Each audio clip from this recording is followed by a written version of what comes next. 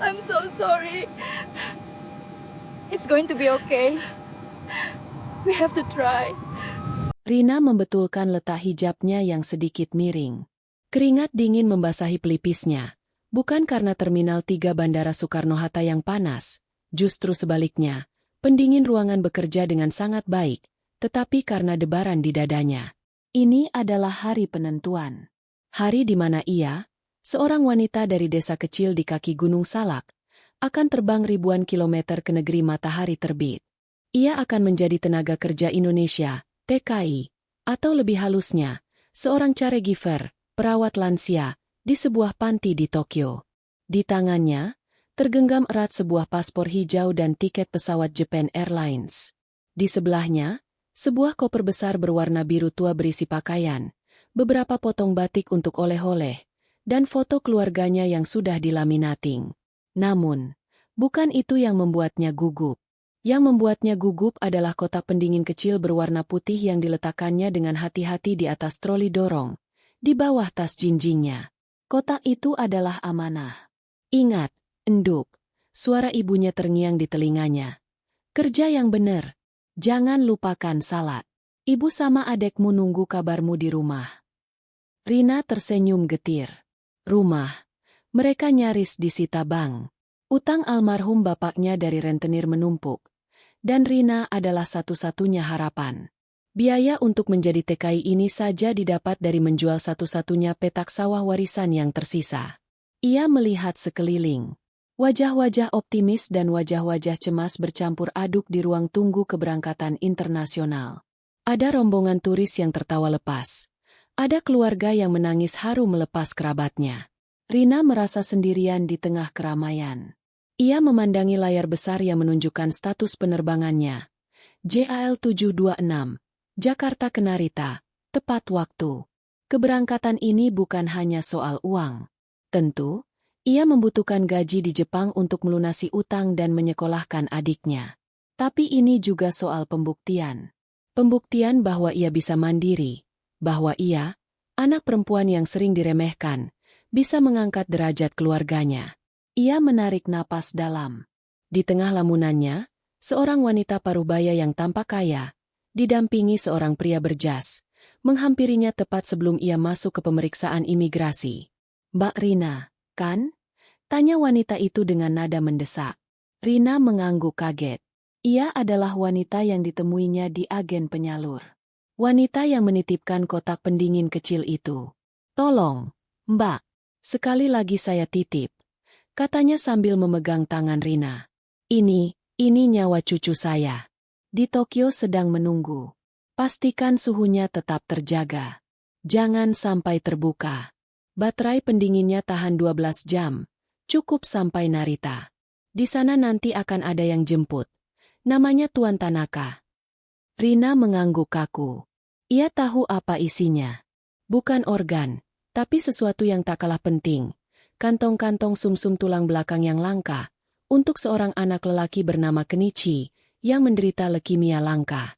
Rina setuju membawanya karena ia akan terbang di hari yang sama, dan prosedur kargo medis terlalu lama. Rina membawanya sebagai barang bawaan pribadi. "Saya janji, Bu, akan saya jaga dengan nyawa saya." Wanita itu menangis. "Terima kasih, Mbak. Hanya Tuhan yang bisa membalas." Rina tidak tahu bahwa janjinya barusan akan diuji dengan cara yang paling mengerikan. Ia melangkah melewati imigrasi, membawa harapan keluarganya dan harapan sebuah keluarga lain di dalam kotak pendingin kecil itu. Pesawat jet Boeing 787 Dreamliner itu terasa seperti dunia lain. Rina, yang seumur hidupnya baru sekali naik pesawat, saat ke Jakarta untuk pelatihan, merasa kerdil. Ia duduk di kelas ekonomi, di dekat jendela. Kursinya terasa jauh lebih nyaman daripada kursi bus yang biasa ia naiki. Ia memandang keluar jendela, melihat lampu-lampu Jakarta yang gemerlapan di malam hari. Perlahan, pesawat didorong mundur, dan instruksi keselamatan dalam bahasa Jepang dan Inggris mulai terdengar. Rina mencoba memperhatikan, tetapi pikirannya melayang. Ia sudah mengamankan kotak pendingin itu dengan hati-hati di bawah kakinya, terbungkus kain batik agar tidak terlalu mencolok. Ia bisa merasakan getaran mesin pendingin kecil di dalamnya yang bekerja tanpa suara. Pramugari mulai berjalan di lorong, memeriksa sabuk pengaman. Mereka semua tampak sempurna. Senyum mereka profesional. Seragam mereka rapi tanpa celah. Rina merasa sedikit minder dengan penampilannya. Meski sudah berusaha memakai pakaian terbaiknya, kemeja batik dan celana bahan, ia merasa kontras dengan penumpang lain yang tampak modis. Sumimasen. Seorang pramugari berhenti di barisnya. Rina tidak mengerti. Pramugari itu menunjuk ke bawah. Please secure your bag in the overhead compartment or fully under the seat in front of you. Rina tersentak. Ia menunjuk ke kotak pendingin di bawah kakinya. Maaf, Mbak. Ini penting. Tidak bisa di atas, katanya dalam bahasa Indonesia. Lalu beralih ke bahasa Inggris patah-patah yang ia pelajari. Is important. Cannot up. Pramugari itu, yang di name tag-nya tertulis Yuki, sedikit mengernyitkan dahi. Yuki adalah seorang pramugari senior, terkenal disiplin dan sangat patuh pada aturan. Baginya, keselamatan penerbangan adalah harga mati. Ia melihat kotak yang dibungkus batik itu dengan curiga. MAM. For takeoff and landing, the isle must be clear. Please put it under the seat. Yuki menunjuk dengan tegas ke kolong kursi di depannya. Rina buru-buru menggeser kotak itu lebih dalam, memastikan ia benar-benar tersembunyi di bawah kursi. Yuki mengangguk puas. Senyum profesionalnya kembali. Lalu ia melanjutkan langkahnya. Rina menghela napas lega, tapi jantungnya masih berdebar. Tatapan Yuki tadi terasa tajam dan dingin. Rina merasa seperti seorang penyelundup, padahal ia membawa misi kemanusiaan. Ia memejamkan mata saat pesawat mulai berakselerasi di landasan pacu. Bismillah, bisiknya dalam hati. Semoga lancar. Pesawat itu mengangkasa, membawa Rina, harapan-harapannya, dan sebuah kota kecil yang menyimpan kehidupan, menembus awan malam Jakarta menuju Tokyo. Yuki Tanaka sedang tidak dalam suasana hati terbaiknya. Penerbangan ini adalah penerbangan terakhirnya sebelum cuti panjang yang ia ambil untuk merawat ibunya yang sakit. Ia lelah, dan kesabarannya menipis. Sebagai pramugari senior di Japan Airlines, ia telah melihat segalanya. Ia bisa membedakan turis gugup, pebisnis yang sering terbang, dan masalah. Dan penumpang di kursi 32A, wanita berhijab itu, tampak seperti masalah. Sejak awal boarding, Yuki sudah memperhatikannya. Wanita itu tampak canggung, memeluk tas jinjingnya erat-erat, dan menolak meletakkan barang bawaannya di kompartemen atas. Tapi yang paling membuatnya curiga adalah kotak yang dibungkus batik di bawah kakinya. Kotak itu tampak seperti kotak pendingin biasa.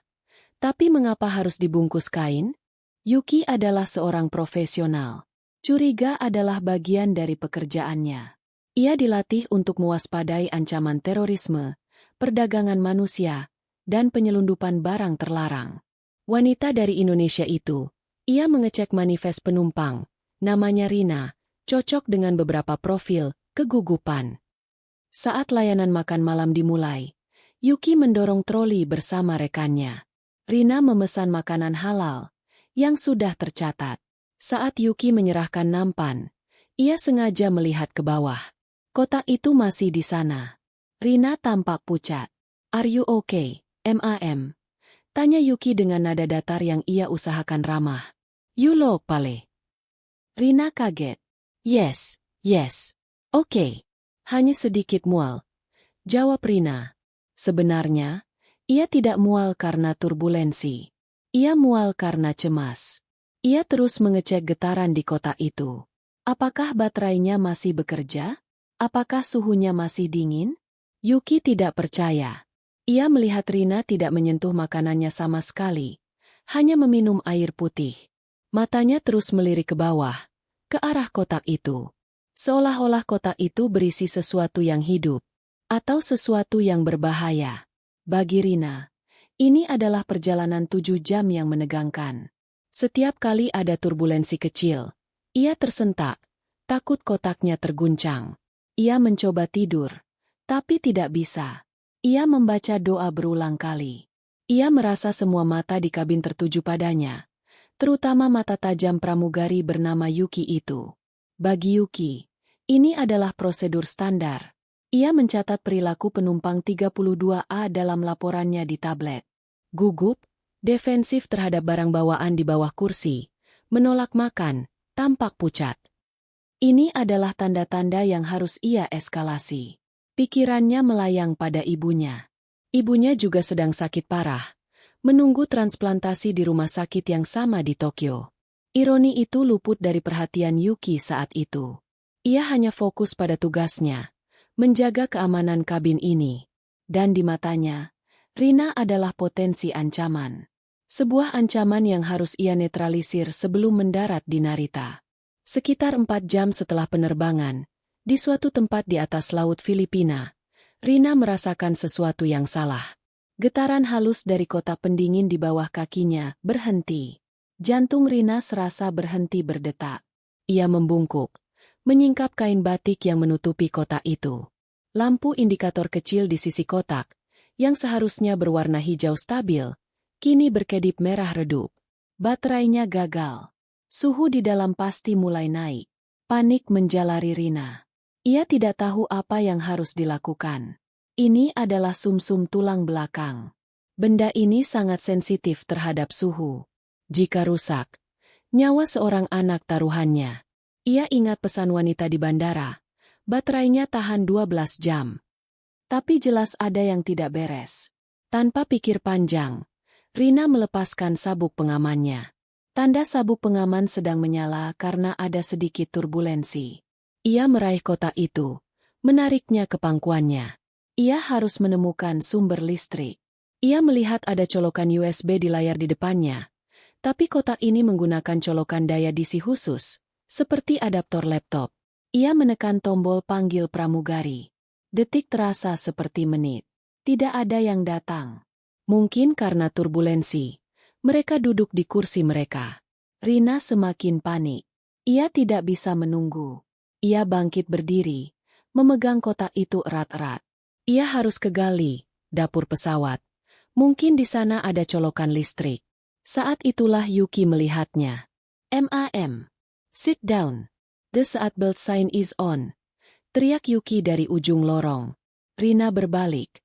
Matanya liar penuh ketakutan. "Tolong! Listrik! I need power!" Teriaknya. Suaranya bergetar. Ia menunjuk ke kotak di tangannya. Bagi Yuki, ini adalah skenario terburuk.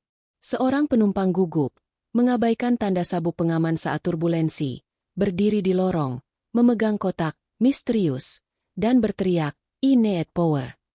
Di dunia pasca September 11, itu adalah alarm bahaya tertinggi. Pikiran Yuki langsung tertuju pada satu hal, alat peledak improvisasi, ID. "MAM. Sit down now." Perintah Yuki. Suaranya kini tegas dan mengancam. Ia mulai berjalan cepat ke arah Rina, mengabaikan guncangan pesawat. "Tidak, Anda tidak mengerti." Rina menangis. Ini anak mati. Mati. Maksud Rina adalah, anak itu bisa mati, tapi bahasa Inggrisnya yang kacau membuat Yuki salah paham. Mati. Yuki mengulangi kata itu dengan ngeri. Yuki segera menggunakan intercom. "CCP, CCP, CCP. Correct. Aisle 32. Potensial Treat." Katanya cepat dalam bahasa Jepang ke kokpit dan kepala pramugari, Purser. Rekan-rekan pramugari lain langsung bergerak. Mereka menahan penumpang lain agar tidak ikut campur. Seorang pramugara pria yang bertubuh tegap maju untuk membantu Yuki. Rina terkepung. Ia mundur, memeluk kotak itu di dadanya. "Jangan! Tolong!" Isaknya. Ia melihat wajah-wajah ketakutan penumpang lain. Ia sadar bagaimana penampilannya. Seorang wanita asing berhijab, menangis, memegang kotak aneh, menantang awak kabin. Ia tampak seperti teroris. Purser, seorang pria Jepang parubaya bernama Takeda, tiba di lokasi. Situasi tegang. Rina berdiri di lorong, menangis, memeluk kotak itu. Yuki dan seorang pramugara, Kenji, berdiri beberapa meter di depannya dalam posisi siaga. MAM, IAMMR Takeda, The Chief Purser. Please calm down, kata Takeda dengan suara tenang namun tegas. Please return to your seat and give me the box. Tidak, saya tidak bisa. Rina menggeleng kuat. Ini harus dingin. Baterai mati. Saya butuh listrik. Yuki berbisik cepat kepada Takeda dalam bahasa Jepang. Dia sudah bertingkah aneh sejak boarding. Dia bilang sesuatu tentang mati. Dia menolak melepaskan kotak itu. Takeda mengangguk. Ia harus mengasumsikan yang terburuk. MAM, this is your final warning. Give us the box, or we will be forced to take it from you. Rina putus asa. Ia melihat ke sekeliling. Tidak ada yang akan membantunya. Ia mencoba membuka kotak itu. Lihat, ini bukan bom. Ini obat, teriaknya. Jarinya gemetar mencari kaitan di penutup kotak. Don't let her open it, teriak Yuki. Panik kalau itu akan memicu sesuatu. Kenji, pramugara bertubuh tegap, tidak menunggu lagi. Ia menerjang Rina. Rina, yang tubuhnya kecil, terdorong keras ke belakang, menabrak sandaran kursi. Ia menjerit. Kotak itu terlepas dari tangannya. Jatuh ke lantai lorong dengan bunyi, buk, yang memilukan. Rina menjerit lebih keras, bukan karena kesakitan, tapi karena melihat kotak itu tergeletak. Ia merangkak, mencoba meraihnya. Jangan! Yuki segera mengambil kotak itu. Tangannya gemetar, tapi adrenalin membuatnya tetap fokus. Ia memegangnya seolah-olah itu adalah ular berbisa. Rina kini menangis histeris. Ia memukul-mukul lantai. Kembalikan. Anak itu akan mati. Tolong. Itu sumsum tulang. Untuk Kenichi. Tolong. Yuki membeku. Ia mendengar nama itu. Kenichi. Tapi Takeda sudah mengambil keputusan. Kenji. Borgol dia. Kenji mengeluarkan borgol plastik, restraint cuffs, yang ada di setiap pesawat. Tidak. Saya bukan penjahat. Tolong. Rina meronta saat Kenji menarik tangannya ke belakang dan mengikatnya. Penumpang di sekitar terdiam ngeri. Beberapa merekam dengan ponsel mereka. Rina, TKI yang berharap memulai hidup baru, kini diperlakukan sebagai teroris di ketinggian 30.000 kaki. Ini adalah mimpi buruk yang menjadi kenyataan. Kita semua pasti bisa merasakan ketidakadilan yang dialami Rina. Jika Anda ikut tegang dan ingin tahu bagaimana nasib Rina, ayo dukung cerita ini dengan menekan tombol like. Tulis di komentar.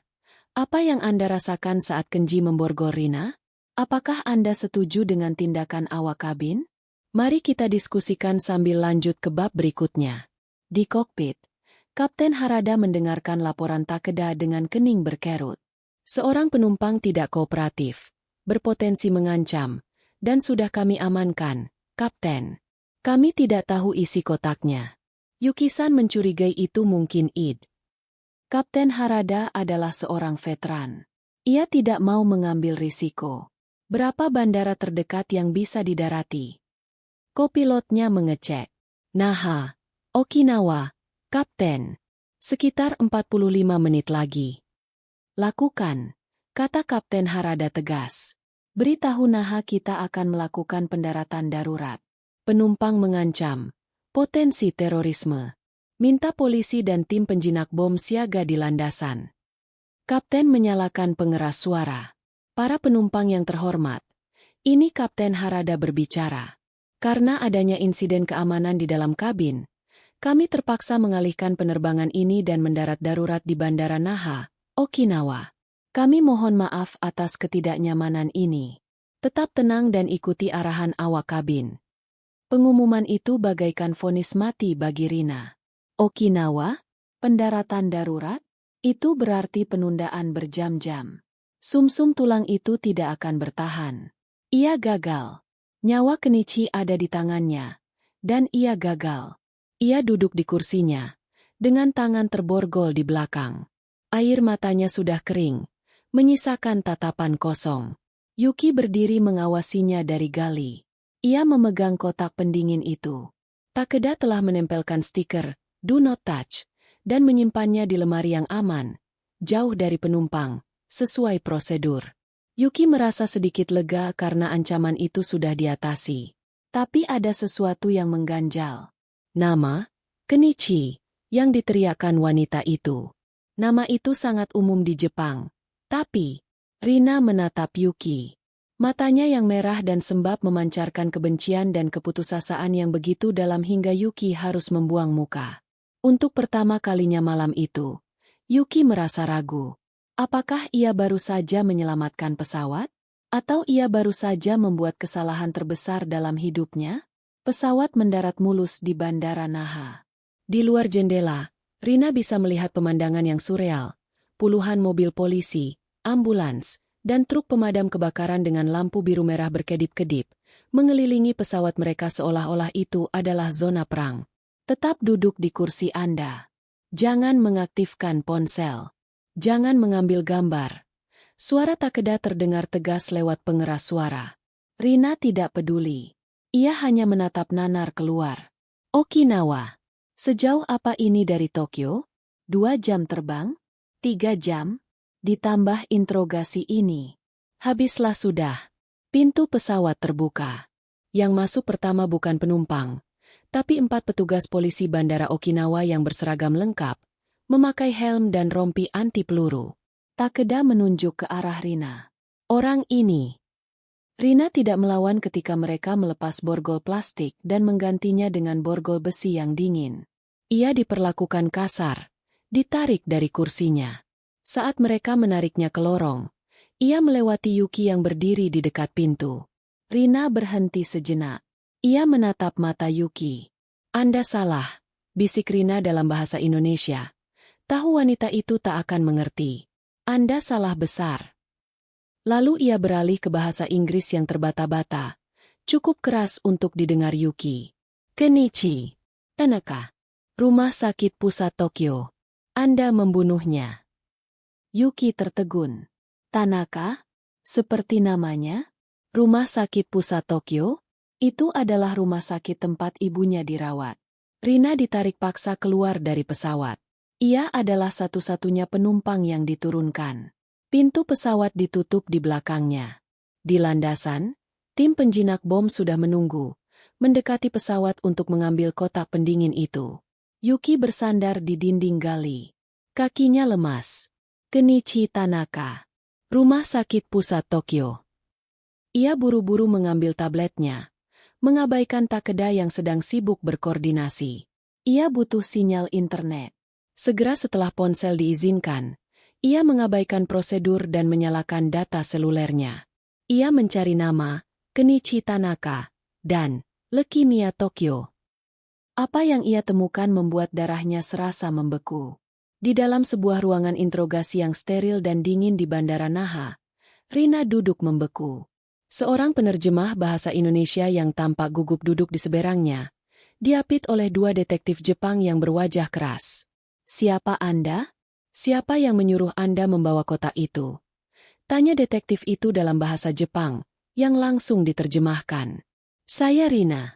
"Iya, saya hanya dititipi. Itu obat. Untuk anak sakit," jawab Rina. Suaranya serak. "Obat apa? Mengapa Anda melawan awak kabin? Mengapa Anda berteriak, 'Mati'?" cecar detektif kedua.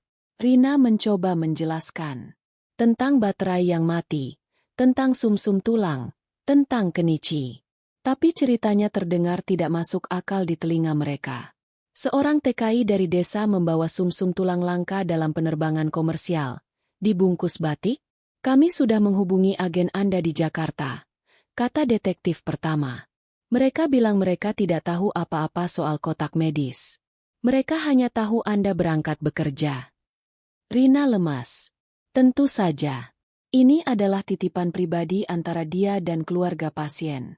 Agen tidak mau terlibat dalam urusan abu-abu seperti ini. "Anda berbohong," kata detektif itu. "Kami akan menahan Anda atas tuduhan membahayakan penerbangan dan dugaan terorisme." Rina menunduk. Habis sudah.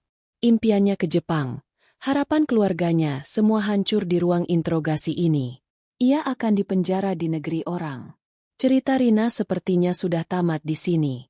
Kita semua pasti pernah merasa terjebak dalam situasi di mana tidak ada yang mempercayai kita. Rasanya putus asa, kan? Kalau kalian pernah mengalaminya, coba bagikan sedikit cerita kalian di kolom komentar. Jangan lupa juga untuk like video ini, karena apa yang terjadi selanjutnya akan membuktikan bahwa keajaiban itu ada, bahkan di tempat yang paling tidak terduga. Sementara Rina diinterogasi, di dalam pesawat, tim penjinak bom, EOD, telah naik. Dengan pakaian pelindung lengkap, mereka mengambil kotak pendingin itu dari Takeda. Para penumpang ditahan di dalam pesawat. Yuki berdiri di gali, gemetar, menatap layar ponselnya. Ia menemukan artikel itu. Penggalangan dana darurat untuk Kenichi Tanaka, 7 tahun, butuh transplantasi sumsum tulang langka. Artikel itu menyebutkan donor telah ditemukan di Indonesia, dan sedang berpacu dengan waktu untuk membawa sumsum itu ke Tokyo. Yuki juga menemukan sesuatu yang lebih mengerikan. Di halaman donasi, ada foto keluarga Kenichi. Pria di foto itu adalah kakak laki-laki Yuki. Kenichi Tanaka adalah keponakannya sendiri. Anak yang sedang sekarat, yang menunggu obat dari Rina, adalah keluarganya. Yuki terhuyung. Ia merasa mual. Ia, dengan tangannya sendiri, telah menghentikan satu-satunya harapan bagi keponakannya. Ia yang telah menuduh Rina, memborgolnya, dan mendaratkan pesawat ini. Yuki-san, Anda tidak apa-apa? Tanya Takeda, melihat wajah Yuki yang pucat pasi. Yuki tidak menjawab. Ia melihat keluar jendela. Tim EOD sedang memindai kotak itu di landasan. Mereka akan membukanya, bisik Yuki. Mereka akan menghancurkannya. Tanpa berkata apa-apa lagi, Yuki berlari ke pintu pesawat. Yuki, berhenti. Anda mau kemana? Teriak Takeda. Yuki sudah menuruni tangga pesawat. Hentikan. Jangan dibuka. Teriaknya dalam bahasa Jepang kepada tim EOD. Seorang polisi menghadangnya. MAM, kembali ke pesawat. Ini area terlarang. Itu keponakan saya. Yuki menangis histeris, menunjuk ke kotak yang sedang diperiksa. Isinya sumsum tulang. Untuk keponakan saya. Tolong. Tim EOD berhenti. Pemimpin tim menatap Yuki, lalu ke polisi, lalu ke Takeda yang menyusul di belakang Yuki. Apa yang dia katakan? Takeda, yang juga bingung, menjelaskan. Pramugari ini bilang isinya medis. Untuk keponakannya. Kami harus memeriksanya sesuai prosedur, Takeda-san, kata pemimpin EOD. Kami tidak bisa mengambil risiko. Tidak ada waktu, jerit Yuki. Baterainya mati. Suhunya sudah naik. Kalian akan membunuhnya jika tidak segera di-charge. Yuki menerobos barisan polisi, berlari ke arah kotak itu.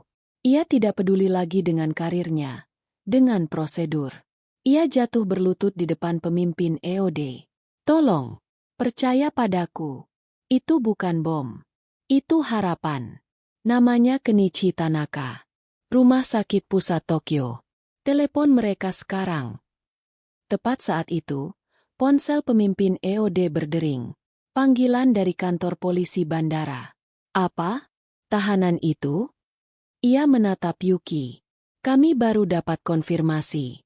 Pihak rumah sakit di Tokyo membenarkan ada pengiriman medis darurat atas nama Kenichi Tanaka dalam penerbangan ini. Kurirnya bernama Rina. Seluruh dunia Yuki seakan runtuh dan dibangun kembali dalam 1 detik. Inilah momen itu. Momen di mana judul cerita ini menjadi kenyataan. Rina baru saja dibebaskan dari ruang interogasi. Para detektif, yang wajahnya kini penuh rasa bersalah, membawanya kembali ke landasan. Mereka berlari. Rina melihat pemandangan itu dari kejauhan. Sebuah pesawat jet, tim penjinak bom, dan seorang wanita berseragam pramugari yang sedang berlutut di aspal landasan. Wanita itu adalah Yuki. Saat Rina mendekat, ia bisa mendengar tangisan Yuki. Tangisan yang memilukan, penuh penyesalan. Yuki tidak berlutut di depan Rina. Ia berlutut di depan kotak pendingin itu, seolah-olah itu adalah altar suci. Ketika Yuki melihat Rina datang, didampingi polisi, ia bangkit dan berlari ke arah Rina. Polisi sempat tegang, tapi Yuki tidak peduli. Ia berhenti tepat di depan Rina. Wajahnya yang tadi angkuh dan dingin, kini basah oleh air mata dan ingus. Riasan matanya luntur. Dan kemudian, 10 menit setelah Rina diusir dari pesawat, Yuki melakukan sesuatu yang tidak terbayangkan. Ia menjatuhkan dirinya ke tanah, dalam posisi dogeza, bersujud, dahi menyentuh aspal, posisi meminta maaf paling dalam dan paling memalukan dalam budaya Jepang. Gomenasai, gomenasai, gomenasai. Maafkan saya. Yuki menangis terseduh-seduh di kaki Rina, TKI yang beberapa jam lalu ia anggap sebagai teroris.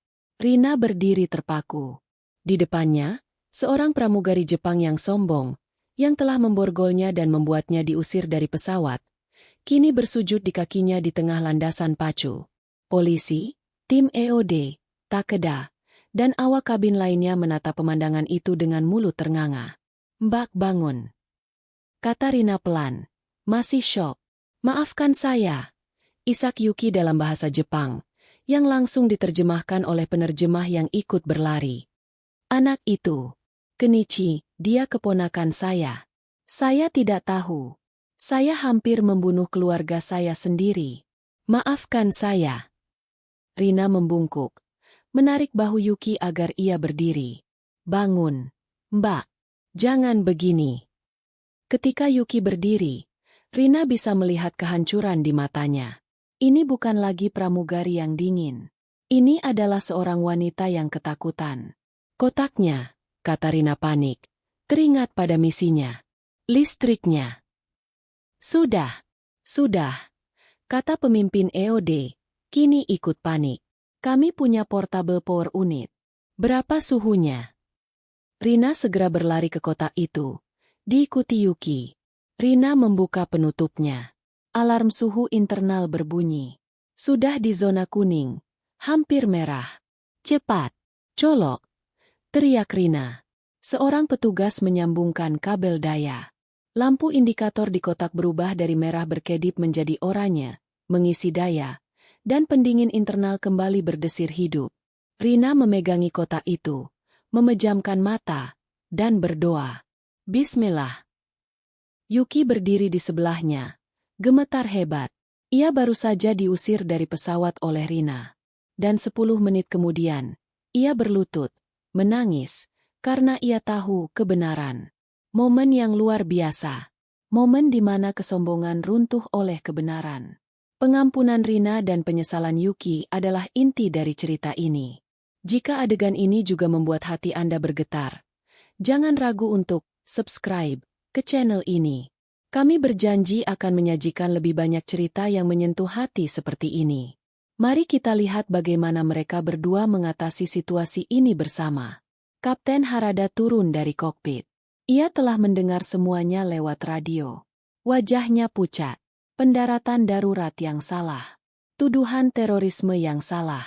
Ini adalah bencana PR dan operasional terbesar dalam karirnya. Ia menghampiri Rina, yang sedang sibuk memeriksa segel di kotak pendingin bersama tim EOD. "Rina-san," panggil Kapten Harada. Ia membungkuk dalam-dalam, 90 derajat. "Atas nama Japan Airlines, saya minta maaf sedalam-dalamnya." Rina mengangguk. Ia terlalu lelah untuk marah. "Kapten, berapa lama lagi kita bisa ke Tokyo? Benda ini tidak bisa menunggu." Kapten Harada menatap Rina dengan hormat. "Kami akan mengisi bahan bakar secepat mungkin. Anda dan barang Anda akan menjadi prioritas kami." Ia kemudian berbalik ke Yuki, yang berdiri diam seperti patung. "Yuki-san, kamu dibebas tugaskan untuk sisa penerbangan ini. Kembali ke..." "Tidak," potong Rina. Saya butuh dia." Semua orang menoleh ke Rina. "Saya butuh dia," ulang Rina, menatap Yuki. "Dia, keluarganya Kenichi. Dia harus memastikan ini sampai. Dan saya tidak bisa sendirian." Yuki menatap Rina. Tidak percaya. Setelah semua yang ia lakukan, Kapten Harada ragu sejenak. Lalu mengangguk. Baiklah, Yuki-san. Tugasmu sekarang adalah membantu Rina-san. Apapun yang dia butuhkan. Hai, jawab Yuki. Suaranya serak. Takeda, sang purser, juga menghampiri Rina. Rina-san, kami punya kesalahan prosedur. Kami akan memindahkan Anda ke kelas bisnis, agar Anda bisa menjaga kota itu dengan lebih baik. Saya tidak butuh kelas bisnis, kata Rina. Saya hanya butuh colokan listrik yang berfungsi. Anda akan mendapatkannya, janji Takeda. Para penumpang di dalam pesawat mulai gelisah. Mereka sudah tertahan hampir 2 jam. Pengumuman dari Kapten Harada akhirnya datang. Para penumpang, ini Kapten. Insiden keamanan telah selesai. Itu adalah kesalahpahaman medis yang serius. Kami akan melanjutkan penerbangan ke Tokyo dalam 30 menit. Kami mohon maaf. Rina dan Yuki naik kembali ke pesawat. Kali ini, Rina tidak berjalan sebagai tahanan. Ia berjalan sebagai tamu VIP. Para penumpang yang tadi melihatnya diseret keluar, kini melihatnya masuk kembali, diantar oleh purser dan pramugari yang sama yang telah meneriakinya. Rina tidak dipindahkan ke kelas bisnis. Atas permintaannya, ia tetap di kursinya, 32A. Tapi Takeda dan teknisi pesawat telah mengatur colokan listrik khusus langsung dari sistem pesawat ke kotak pendinginnya. Kotak itu kini diletakkan aman di kursi 32B di sebelahnya, yang telah dikosongkan. Yuki duduk di kursi seberang lorong, 32C. Ia tidak lagi berseragam. Ia telah mengganti bajunya dengan pakaian biasa. Ia bukan lagi pramugari di penerbangan ini. Ia adalah keluarga pasien. Selama sisa penerbangan 2 jam ke Tokyo, keduanya tidak banyak bicara. Rina fokus pada lampu indikator kotak pendingin, yang kini berwarna hijau stabil. Yuki menatap Rina. Ia melihat wanita yang jauh lebih kuat dari yang ia kira. Wanita yang ia hina, ia tuduh, kini duduk di sana, membawa harapan terakhir bagi keluarganya. Kenapa? Bisik Yuki pelan. Kenapa kamu membelaku tadi? Meminta aku tetap di sini. Rina tidak menoleh dari kotak itu. Karena saya lihat mata Anda, jawab Rina. Sama seperti mata saya waktu di Bandara Jakarta. Mata orang yang ketakutan kehilangan seseorang. Yuki menunduk. Air matanya kembali mengalir. Pendaratan di Narita adalah yang paling menegangkan. Begitu pesawat menyentuh landasan, Yuki sudah berdiri. Tim medis sudah menunggu di gerbang, katanya pada Rina. Benar saja, saat pintu terbuka, Tuan Tanaka yang Rina temui di Jakarta tidak ada. Yang ada adalah tim medis berjaket khusus, organ transplant transport, dengan seorang dokter dan 2 perawat. Rina-san? Tanya dokter itu. Rina menyerahkan kotak pendingin itu. Suhunya stabil, Dok. Sejak di Okinawa. Dokter itu mengecek data logger di kotak. Sempurna. Anda menyelamatkan ini. Ia mengambil alih kotak itu. Yuki-chen. Dokter itu kaget melihat Yuki. Apa yang kamu lakukan di sini? Bukankah kamu sedang? Ceritanya panjang, Sensei, kata Yuki. Bagaimana Kenichi? Kritis. Kita harus lari. Tim medis itu berlari menyusuri koridor bandara. Rina dan Yuki ditinggal di belakang. Misi Rina telah selesai. Mereka berjalan dalam diam menuju imigrasi. Rina, sebagai TKI, harus antre di jalur Foreigner. Yuki, sebagai warga negara, bisa langsung lewat. Tapi Yuki menunggu Rina. Ia menemaninya melalui proses imigrasi, pengambilan koper. Kamu akan dijemput agen, tanya Yuki. Rina mengangguk. Ya, ke asrama. Rina-san. Yuki menghentikannya. Saya tidak tahu harus berkata apa. Tidak usah, kata Rina. Cepatlah ke rumah sakit. Temani keponakanmu. Yuki menggeleng. Tidak, utang saya belum selesai. Yuki membawa Rina ke sebuah kedai kopi di bandara. Ia memesan 2 cangkir teh hangat. Agen penjemput Rina ia suruh menunggu, dengan sedikit ancaman, menggunakan nama besar maskapainya. Saya ingin menceritakan sesuatu, kata Yuki. Saya hampir kehilangan pekerjaan saya hari ini. Kapten Harada sudah melaporkan saya melanggar prosedur, mendaratkan pesawat tanpa bukti kuat, meninggalkan pos di landasan. Saya mungkin akan dipecat. Rina menatapnya. Itu karena saya. Bukan, kata Yuki. Itu karena saya. Karena saya sombong. Saya melihat Anda, dan saya melihat profil. Saya tidak melihat manusia. Saya dilatih untuk mencari ancaman, dan saya melupakan tugas utama saya, melayani. Yuki menceritakan tentang ibunya yang juga sakit, menunggu transplantasi. Saya stres. Saya lelah.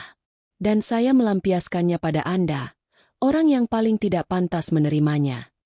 Rina mendengarkan dalam diam. Ia melihat wanita di depannya kini benar-benar hancur. Tidak ada lagi sisa-sisa keangkuhan.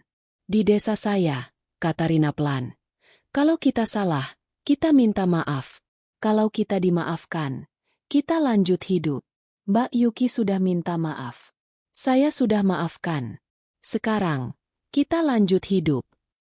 Yuki menatap Rina. Kesederhanaan kata-kata itu menohoknya.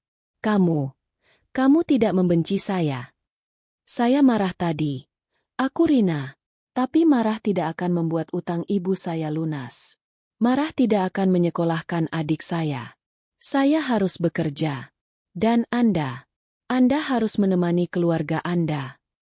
Kisah ini adalah tentang bagaimana 2 wanita dari dunia yang sangat berbeda bertemu dalam konflik. Tapi pada akhirnya, kemanusiaan yang menghubungkan mereka. Jika kalian percaya bahwa kemanusiaan melintasi batas negara dan budaya, tekan tombol subscribe. Karena cerita-cerita seperti inilah yang akan terus kami bagikan. Kami ingin tahu, apa pelajaran terbesar yang Anda ambil dari pertemuan Rina dan Yuki sejauh ini? Tulis di komentar. Saya akan mengantarmu, kata Yuki tegas. Tidak perlu, Mbak. Agen saya sudah. Agen Anda bisa menunggu. Saya yang akan memastikan Anda sampai di asrama dengan selamat. Ini adalah tanggung jawab saya. Yuki membawa koper Rina, memanggil taksi premium. Sepanjang perjalanan ke asrama TKI di pinggiran Tokyo, Yuki bertindak sebagai pemandu wisata dadakan, menunjuk gedung-gedung dan taman, mencoba mencairkan suasana. Saat tiba di asrama, sebuah bangunan sederhana namun bersih, Yuki ikut turun. Ia berbicara sebentar dalam bahasa Jepang dengan pengurus asrama. Wajah pengurus asrama itu berubah dari datar menjadi sangat hormat. Rina-san, kamar Anda sudah disiapkan. Kamar terbaik, kata pengurus itu dalam bahasa Indonesia yang kaku. Rina tahu ini adalah ulah Yuki. Sebelum berpisah, Yuki memberikan Rina kartu namanya. Ini nomor pribadi saya, bukan nomor kantor. Jika ada apa-apa, apapun, hubungi saya.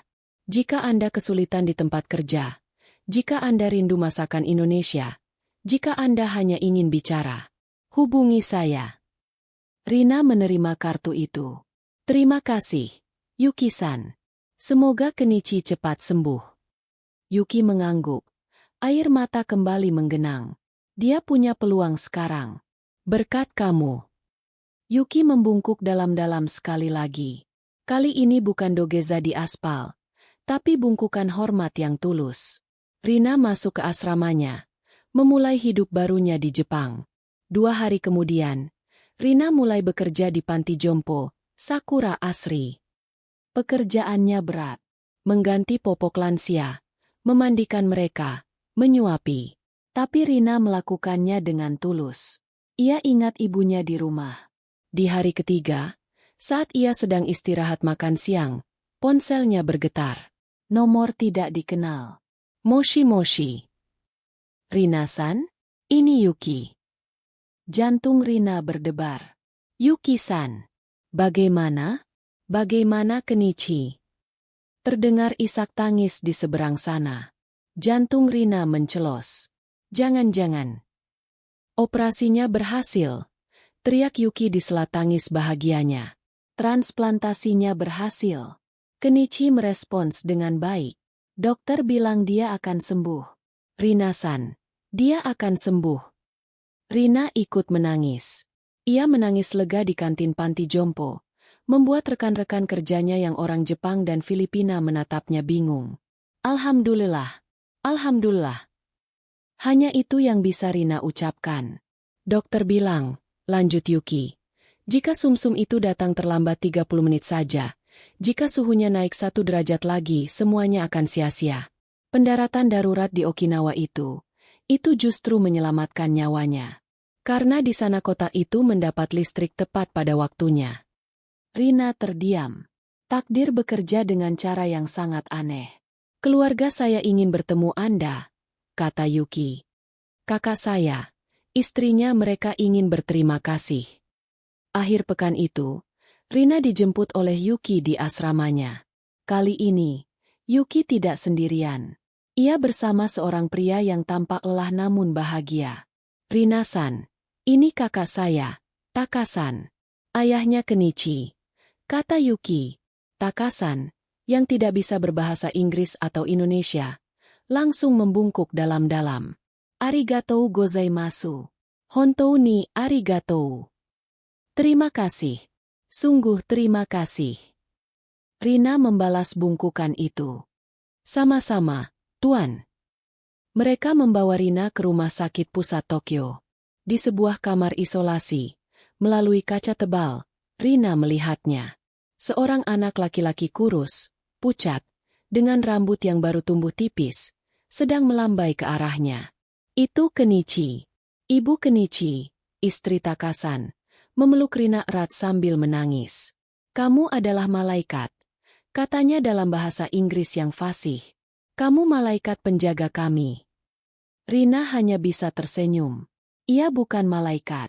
Ia hanya seorang TKI yang kebetulan dititipi kotak. Keluarga Tanaka tidak membiarkan Rina pulang begitu saja. Mereka menjamunya makan malam. Mereka bertanya tentang keluarga Rina di Indonesia. Rina menceritakan tentang utang bapaknya. Taka-san, yang ternyata seorang eksekutif di perusahaan besar, mendengarkan dengan serius. Seminggu kemudian, Rina dipanggil oleh pengurus panti jompo. Rina-san, ada surat untuk Anda. Dari pengacara. Rina panik. Pengacara? Apakah ia melakukan kesalahan? Ia membuka surat itu dengan tangan gemetar. Yuki, yang sudah ia hubungi, datang dan membantunya menerjemahkan. Surat itu menyatakan bahwa sebuah yayasan anonim telah melunasi seluruh sisa utang almarhum bapaknya di Indonesia. Rina terduduk lemas. Siapa? Yayasan apa? Yuki tersenyum. Kakak saya punya banyak teman. Dia bilang, nyawa anak saya tidak ternilai. Tapi setidaknya, saya bisa membebaskan pahlawan anak saya dari bebannya. Rina menangis. Kali ini, tangis kelegaan. Beban yang ia pikul bertahun-tahun, yang mendorongnya ke Jepang, tiba-tiba terangkat. Saya tidak tahu harus bilang apa, Yuki-san. Tidak perlu bilang apa-apa, kata Yuki. Anggap saja ini bonus karena telah berurusan dengan pramugari gila di pesawat. Keduanya tertawa. Untuk pertama kalinya, mereka tertawa bersama sebagai teman. Sebuah akhir yang indah untuk sebuah beban yang berat. Balas budi keluarga Tanaka benar-benar mengubah hidup Rina. Cerita seperti ini layak untuk dibagikan. Ayo, share cerita ini ke teman atau keluarga Anda. Tunjukkan bahwa perbuatan baik, sekecil apapun, akan selalu kembali dengan cara yang luar biasa. Siapa tahu, cerita ini bisa mencerahkan hari seseorang. Sama seperti keluarga Tanaka mencerahkan hidup Rina. Bekerja tanpa beban utang mengubah segalanya bagi Rina. Ia tetap bekerja sebagai caregiver, tapi kini ia melakukannya dengan ringan. Ia bisa menabung seluruh gajinya untuk masa depan adiknya. Ia juga mulai belajar bahasa Jepang dengan serius, dibantu oleh Yuki. Mereka bertemu setiap akhir pekan. Yuki mengajarinya tentang budaya Jepang, dan Rina memasak masakan Indonesia untuk Yuki. Rina bercerita, Ia ingin suatu saat nanti membuka panti jompo sendiri di kampungnya, dengan standar Jepang. Yuki, di sisi lain, mendapat sanksi dari maskapai. Ia diskor selama 3 bulan tanpa gaji karena kesalahannya. Tapi ia tidak peduli. 3 bulan ini adalah liburan terbaik saya, katanya pada Rina. Saya bisa merawat ibu saya, dan saya bisa menemani Kenichi pemulihan. Saya juga menemukan sahabat baru. Rina tersenyum. Saya juga. Mereka berdua, wanita yang dipertemukan oleh takdir dengan cara yang paling dramatis, kini duduk di Taman Shinjuku Gyoen, menikmati bunga sakura yang mulai mekar, seperti 2 sahabat lama. Kisah Rina dan Yuki, entah bagaimana, bocor ke media. Seorang penumpang di penerbangan itu menceritakan apa yang ia lihat. Seorang TKI diusir, lalu pramugari bersujud. Sebuah majalah lokal mewawancarai Rina, dengan izin, dan Yuki, yang menolak berkomentar. Cerita itu menjadi viral. Pahlawan dalam kotak pendingin. Banyak TKI lain yang merasa bangga. Kisah Rina mengangkat citra mereka. Pihak Japan Airlines, yang awalnya ingin menutupi insiden ini, berbalik arah. Mereka melihat ini sebagai kesempatan. Mereka secara resmi mengeluarkan permintaan maaf kepada Rina. Dan dalam sebuah upacara kecil, mereka memberinya penghargaan, Hero Award, non-resmi dan tiket pesawat pulang pergi gratis ke Indonesia kapanpun ia mau. Kapten Harada dan Purser Takeda secara pribadi datang untuk menyerahkannya. Anda mengajarkan kami pelajaran berharga, Rina-san, kata Kapten Harada. Bahwa di balik setiap prosedur, ada kemanusiaan. 1 tahun berlalu. Kenichi dinyatakan sembuh total. Rina telah fasih berbahasa Jepang. Yuki, setelah masa skorsingnya selesai, kembali terbang. Tapi ia berbeda. Para juniornya mengatakan Yuki-san yang baru jauh lebih bijaksana, lebih sabar, dan lebih manusiawi. Senyumnya kini tulus, tidak lagi profesional. Setiap kali ia melihat penumpang yang tampak gugup atau bingung, terutama dari Asia Tenggara, ia akan menghampiri mereka dengan senyum hangat. Ada yang bisa saya bantu? Apakah ini penerbangan pertama Anda? Jangan khawatir, saya akan bantu. Ia tidak pernah lagi melakukan profiling berdasarkan penampilan. Rina, di sisi lain, mendapat tawaran dari keluarga Tanaka. Kami akan membiayai sekolah perawatmu di sini, di Jepang, sampai lulus. Setelah itu, jika kamu mau, kami akan bantu modal untuk panti jompo MU di Indonesia. Rina menerima tawaran itu. Bab 24. Epilog. Janji di bawah sakura. 2 tahun setelah hari yang menentukan itu, Rina dan Yuki duduk di bawah pohon sakura yang mekar penuh. Rina kini adalah seorang mahasiswi keperawatan. Yuki baru saja dipromosikan menjadi lead purser. Kenichi, kini seorang anak laki-laki yang sehat dan lincah, berlarian mengejar bola di taman. Rasanya seperti mimpi, kata Rina, memandangi kelopak sakura yang berjatuhan. Saya datang ke sini sebagai TKI yang ketakutan, penuh utang. Sekarang kamu adalah keluarga, potong Yuki sambil tersenyum. Ibuku juga sudah lebih baik. Dan dia sangat menyukai kiriman rendang buatanmu. Rina tertawa. Sampaikan salamku padanya. Mereka duduk dalam diam yang nyaman. Kisah Rina dan Yuki adalah bukti bahwa kesalahpahaman terburuk pun bisa melahirkan persahabatan terindah. Ini adalah pengingat bahwa kita tidak pernah tahu apa yang sedang diperjuangkan oleh orang di sebelah kita. Sebuah pelajaran untuk tidak cepat menghakimi. Kalau kalian setuju dengan pesan ini, kalau kalian percaya bahwa kebaikan selalu menemukan jalannya, bagikan cerita ini kepada orang-orang yang kalian sayangi. Tunjukkan pada mereka bahwa di dunia yang seringkali sinis ini, masih ada cerita yang menghangatkan hati. Dan tentu saja, jangan lupa untuk like dan subscribe channel ini, agar kami bisa terus membawakan cerita-cerita penuh inspirasi seperti kisah Rina dan Yuki. Setahun kemudian, Rina akhirnya mengambil cuti kuliahnya untuk pulang ke Indonesia. Ia akan terbang dengan Japan Airlines. Saat ia masuk ke pesawat, ia disambut oleh seorang purser yang tersenyum lebar.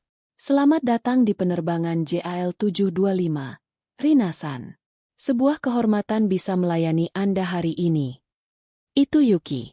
Ia sengaja mengatur jadwalnya agar bisa terbang di penerbangan yang sama dengan Rina. Kamu seharusnya tidak perlu repot-repot, Yuki-san, kata Rina tersipu. Tidak repot. Aku hanya ingin memastikan pahlawan kita duduk dengan nyaman. Canda Yuki. Lagi pula, aku dengar kamu tidak membawa kotak pendingin misterius kali ini, kan? Keduanya tertawa. Penerbangan yang dulu dimulai dengan ketakutan, kecurigaan, dan air mata, kini berakhir dengan tawa dan persahabatan. Saat pesawat lepas landas dari Narita, Rina memandang keluar jendela. Ia pulang sebagai pemenang. Bukan hanya karena ia berhasil melunasi utang atau akan menjadi perawat, tapi karena ia telah membuktikan bahwa hati seorang TKI, hati seorang Indonesia, penuh dengan keberanian dan pengampunan. Dan di seberang lautan, di Indonesia, seorang ibu dan seorang adik laki-laki menunggu kepulangan pahlawan mereka.